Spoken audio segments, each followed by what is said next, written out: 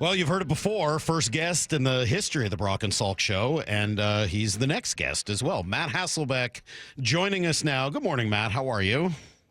Hey, good morning. How's it going? It's good. We're good here. We want to talk to you about being one of the 50 greatest Seahawks of all time, and talk about some other football stuff. But I don't think we've spoken to you in a couple months, and I know Brock and I have texted with you and talked to you off the air. But just wanted to publicly wish you our condolences on the passing of your dad. Just so sad and so awful. How are you doing?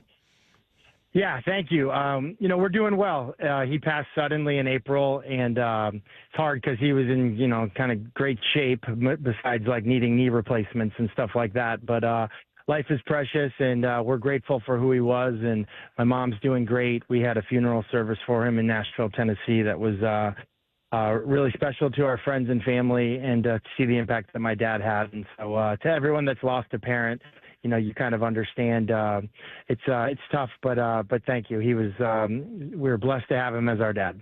And Father's Day probably hit a little different on Sunday, Matthew. I'm just kind of curious, who was Don Hasselbeck? To those that know Matt and Tim and the Hasselbecks and your daughter and everything else and your lovely wife Sarah may not know who Don Hasselbeck was. Who was he?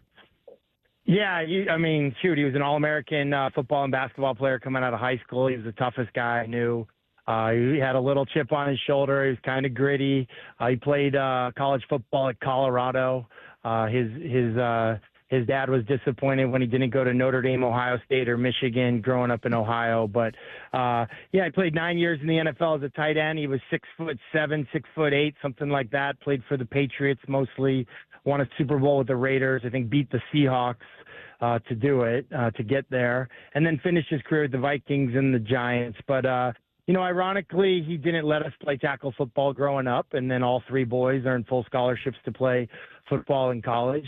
He encouraged us to play golf instead, and golf did not choose me back the way that football did. So, not at all. But he was, he grew to be a very faithful man, very devoted, married to my mom for 50 years. And, my parents were married in college and had me at a young age, like 18, 19 years old. And so, very grateful. Like my dad was the kind of guy I'd come home and we'd play pickup basketball in the driveway, one-on-one or two-on-one, and could never beat him ever. So it was a great childhood experience, and he was special. And I could probably write a book about the impact that he had on my life.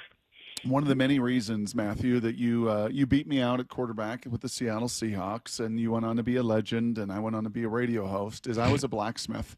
Right? I was a blacksmith, and you were an artist. I think the one most remarkable thing about your dad that's come about in celebrating him over the last few months and talking to Molly about it is your dad was an artist, right? I mean, maybe part of that was why he went to Colorado as well, but I had no idea through all these decades of knowing you and meeting your dad that he was also an just incredible, esteemed artist to go along with it. Yeah, contemporary color, acrylic on canvas, which is kind of funny because I have absolutely zero artistic ability. My kids do. It skipped a generation. I have nothing. But no, that was it. And I wanted to be like my dad growing up. I didn't necessarily want to be an artist because I didn't have that skill set. But my rookie year in Green Bay, the quarterbacks are Brett Favre, Doug Peterson, and Rick Meyer, and I'm the fourth guy. And Andy Reid is the quarterback coach. Mike Holmgren's the head coach. And Andy Reid says, hey, listen, there's nothing for a fourth-string quarterback to do at practice, but would you be willing to play tight end in practice and come to quarterback meetings and just be on our practice squad this year? And luckily, growing up, I never wanted to be quarterback. I just wanted to be a tight end like my dad and an outside linebacker like Lawrence Taylor. And I was like, yeah, I can do that. I've got a great three-point stance, learned it from my dad. And so my rookie year in Green Bay, I played scout team tight end and blocked Reggie White every day in practice, or pretended to. And, so luckily that Pop Warner experience when I eventually started playing at age 12, it paid off for me. The artistic stuff, though, never did. That just simply hangs in my house. But I don't have that skill. After, like me, worshiping Lawrence Taylor as a kid and then playing with Reggie White, who was better? Well, they were just very different, That's a and good answer. in all There you go. Good in job. all Yeah, ways. very One guy, smart. Very smart. One guy was very well. Listen, Reggie White's like old school, hand in the ground defensive end, right? Yep. And very devout. The other guy was in a 2-point stance, rushing the passer, setting the edge, high on cocaine most of the time. Like it was very different, two different guys, but.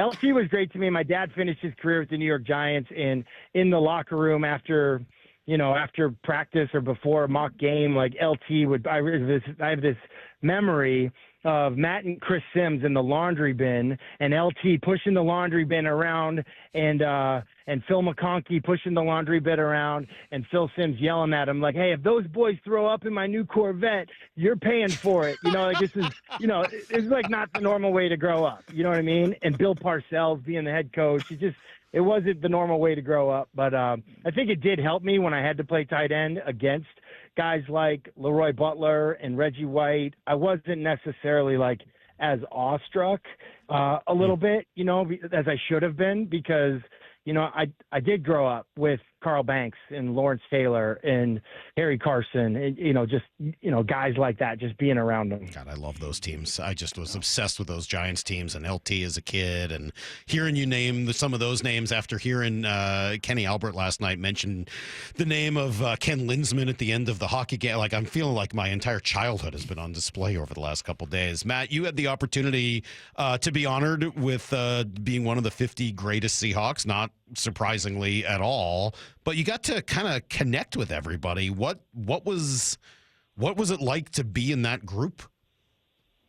Yeah, it's a huge honor. Listen, when Chuck Arnold, the president of the Seahawks, when his name comes up on your caller ID, you think one of two things. You think, okay, this could be a really exciting and awesome call, and the other thing is like, you almost get that, like, Mike Holmgren's calling you up to the principal's office. Like, did I do something wrong? I don't know, but I was optimistic. But no, it's a huge honor. And just like you said, I came back for the OTA practice that they had where they kind of invited a lot of legends back. And it was just great to connect with past, present, and future. With the draft picks, we did a night there. We had a kind of a party downtown on a rooftop. And I love being around guys like Jacob Green. I love being around Dave Brown's wife, Rhonda Brown, and Dave Brown's kids, Jim Zorn, Steve Largent. It's fascinating to be around those guys. It's always fun to be around guys that I played with, guys like the Lofa Tatupus and, all the names that you know. And then it's fun to spend time with like a Jalen Milroe or a Gray Zabel or, even guys that, people don't know, like, the undrafted guys who have a chance. It's a thrill, and you take a lot of pride in being a Seahawk, and especially when they do such a great job of connecting kind of the past, present, and the future the way that they do. Is it still at all surreal, Matt? The other day I was driving around our old facility there, the Seahawk facility at Northwest University, and they were playing a college soccer game out on the practice fields. And a lot of the building's been kind of overgrown, and the equipment shed is, now not a shed anymore. And to see what it was when you came in the spring of 2000 and 25 years later to be on the shores of Lake Washington watching an OTA practice, the crown jewel of that facility and everything else, does it still kind of strike you? Can you still close your eyes and remember what it was like with this team and organization 25 years prior? Yeah, I really can, because, I remember having a conversation with Sam Darnold after practice. And, my journey is not too different than his journey in terms of, like, it didn't start out all that smooth. And, I had the benefit. Jim Zorn was my quarterback coach, and he took me down to Carillon Point where the Seahawks used to practice. And we'd go to dinner with guys like Steve Largent and Jeff Kemp and, guys that had been there back in the heyday. And then, Northwest College, being from there and moving down to Renton before it was the VMAC. And, I think just when I tell the story to a guy like Sam Darnold and I explain the struggle, and he says like, "Oh, what was it like going into the Ring of Honor here? Like that had to be an incredible thing." And, me telling him how it started, and getting benched and getting booed out of the stadium and out of Husky Stadium and, all the things. I think it's like I almost forget myself, but it makes the reward so much greater appreciated when you remember the entirety of the journey. Is there, when you get together with all the legends, is there a straw that stirs the drink? Is there an alpha in that room? Is there somebody that everyone sort of gravitates to? Well, I kind of think it's a little unfair. There's a tag. I mean, obviously, Largent and Zorn are a thing, right? But there's a tag team when you go with Red Bryant and Jacob Green. So I don't know if everyone knows, but yeah, the Red Bryant is the son-in-law of Jacob Green. So he's married to Janelle Bryant, who's a very good friend of my wife's. Actually, we were teammates. For a couple years, and Red and his personality, like that's a special thing. So yeah, there's some names that probably get a lot of attention and big personalities, like for sure there are some of those. But if I had to connect, like if I had to give the award to, like Marshawn's in my head a little bit, but like that Red Bryant, because he brings along with him Mebane and kind of the Legion of Boom, and Jacob, he's legendary. But when I was playing, Jacob had a big influence on the guys my era. Like he would come and speak to the team anytime we were anywhere near Texas, and he was a leader in every sense of the word. You know, the voice that is Matt Hasselbeck, one of the 50 Seahawk legends and a Ring of Honor in that stadium as well, and all that he did as a Seahawk. We love him, not only because it was he our first guest, Salky, yes, but we love the stories. Who's the funniest guy in that room?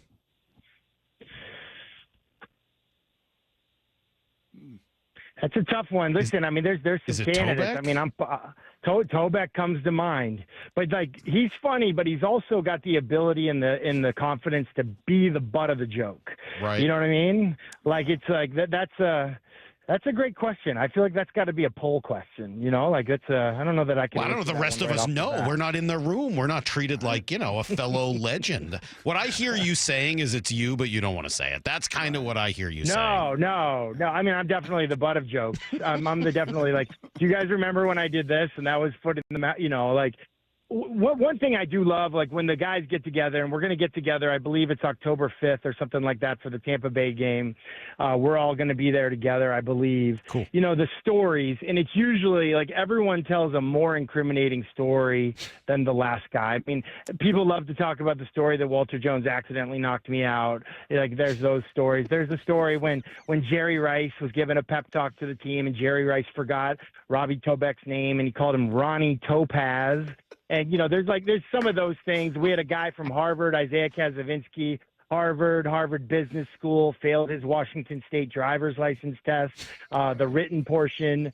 There's all these fun stories of guys that were captains and great players for a long time. But I think that's just a little bit the DNA of the Seahawks, at least from my perspective, is that the team is bigger than any one guy, and having the courage to like bust the chops of your buddies and your teammates, and you kind of almost bond around that just a little bit. I know it was just one practice, so really hard to evaluate everything in just one practice, and you're hanging with all the guys, and I saw the pictures of you and Z-Man, and so I don't know how much time you actually could focus on Sam and Drew and Jalen in the system, in the rookie class, and any of it. But did you have any takeaway at all from what your eyes did see on that practice field, Matt? Well, first of all, my biggest takeaway is that the lunch from El Gaucho was outstanding. It was like barbecue salmon. I didn't know you could do barbecue and salmon together. It was amazing. No, it's OTAs. And so like we live in a day and age where everyone's doing the stats at OTAs. Like I was on a show recently and they were telling me somebody's completion percentage in OTAs. I mean, what are we doing? You know what I mean? Like there's throws being caught for touchdowns that are probably sending the wide receiver on the IR because it's threaded in a needle that you can't do in tackle football. Quarterbacking is way different when you're wearing a different color jersey than it is when they're hitting you in the chin. So like I think that right now is a time for chemistry, camaraderie, alignment, assignment, technique, fundamentals. But I think that if I had to point to one thing that I really sort of appreciated was just the energy and maybe the focus that Coach McDonald brought to practice. Like I thought for where I sit, that what matters right now is guys are on the ground, guys are not on the ground, guys are on their feet, they're stepping with the proper foot, and you're staying healthy. And to me, I thought that was probably the thing that stuck out the most. You mentioned him, and I'm a little obsessed, but what did you think of Jalen Milroe? Not just at practice, but getting to meet him a little bit.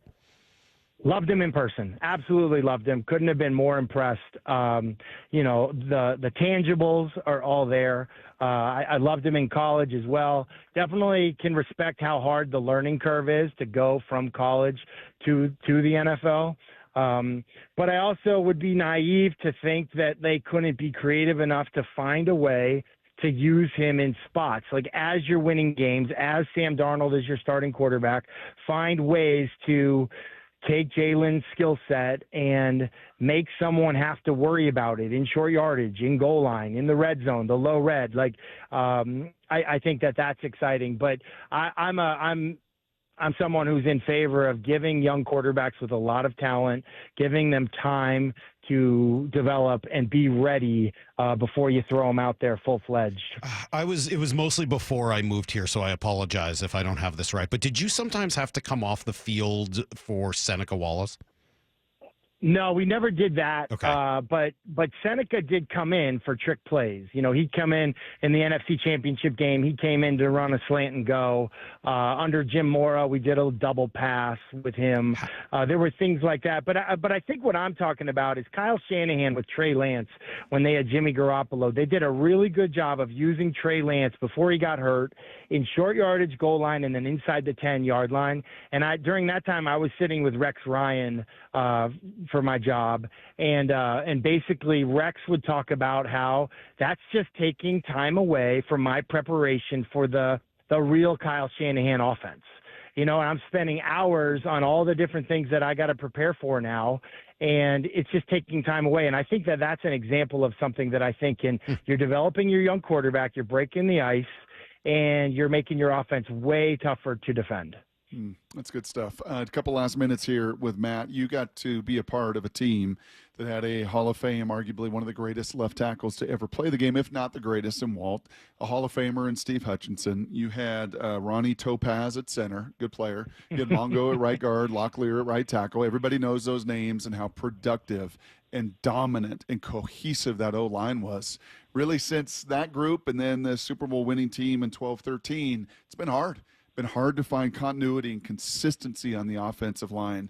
Do you believe, Matt, that this system that they're going to employ, all the resources that they have employed through draft capital, first-round pick, through all of the run game coordinators and everything they're throwing at it, do you think that this system, that Kyle Shanahan's system, can we finally see an offensive line back to those dominant days? Well, I definitely think this is Mike McDonald's philosophy. And, one of the things Mike Holmgren did that frustrated me at the time, but now I see the genius in it, that I'm a play caller myself, is like we would play a game and, that team would have Michael Strahan on one side and OCU Manura on the other. And Mike Holmgren would say, hey, no 7-step drops this game. None. He'd just walk by the offensive coaching staff and you'd be like, we're not doing 7-step drops. It's out. Figure out another way to win this game. And what he did is he basically took away the opportunity for us to have negative plays, in a sense. And I remember we did that once against the Giants at home. I think it was 2005. And I remember being so frustrated with that mindset that he had. And Jim Zorn talked me off the ledge. And I think I had 4 or 5 touchdown passes in the first half of that game. It was almost hilarious how embarrassed I was for the hissy fit and the temper tantrum that I threw over it, and then the success that we had. So I do think when it comes to play callers, there's an element of let's not put our guys in a bad situation. I think it was week 1 last year where the Seahawks there was a safety. You guys will remember the game. Yep. But Mike McDonald gets interviewed at halftime and basically what do you need to do? And he's like, we need to run the ball. And basically what he was saying is we need to not put our O-line in this situation. We need to not put our defense in this situation. So just schematically, I think that these guys are going to be set up to have more success. And obviously they've upgraded the talent. But there's a saying in O-line rooms, it's my favorite saying. If we're all wrong together, we're right. And so if it's inside or outside zone to the left and we all go left, that's half the battle sometimes. You'd be surprised how often people don't get that right. Yeah, Matt, since we've talked to you, I've come up with an edict. Did you know I now have an edict?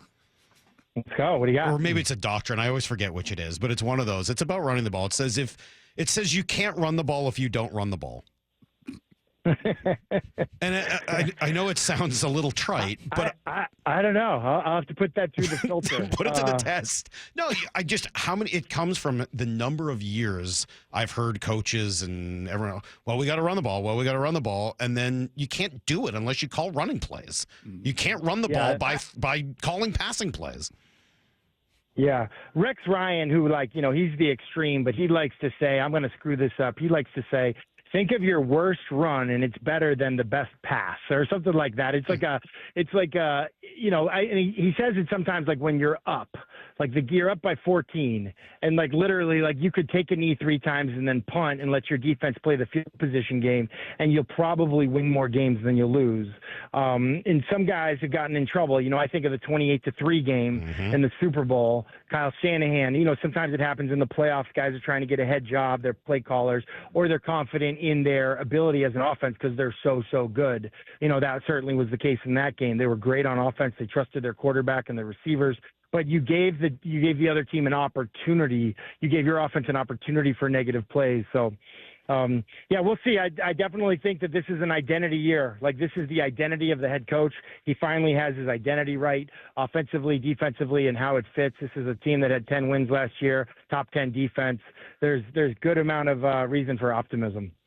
Can you give big hugs to Betsy, to the girls, to Sarah, to everybody out there? I know the impact and the magnitude of a giant like your dad, man. So just give everybody a lot of love from us. Thank you for taking so much time, as you always do, Matthew, with us, and have a great year ahead, buddy.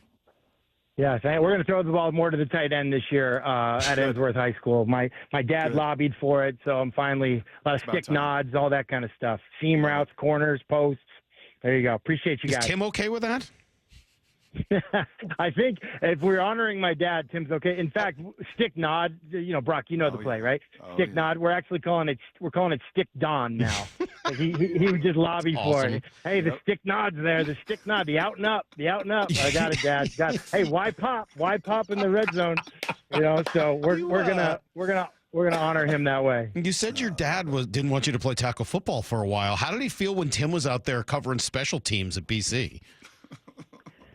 Tim, as you guys know, you maybe don't know. Tim was like, we almost changed his last name to Marinovic at one point because he was that intense about his training. So the neighbors called my parents and complained one time because Tim was running up the hill with a parachute behind him. And they said, hey, you guys shouldn't be doing that to your kids. They're too young. And my parents were like, a parachute? What do you know you're talking about? Tim was intense. Wow. All right. Well, good stuff. The stories are the best. Tim was the Brock Heward of our family. Middle child. Middle children. Yeah. There you go. Middle children. There you go. They're crazy. I was Damon. Nathaniel was Luke. It all sounds about right. That kind of works out pretty well. Matt, thanks, man. We'll talk soon. All right. See you guys.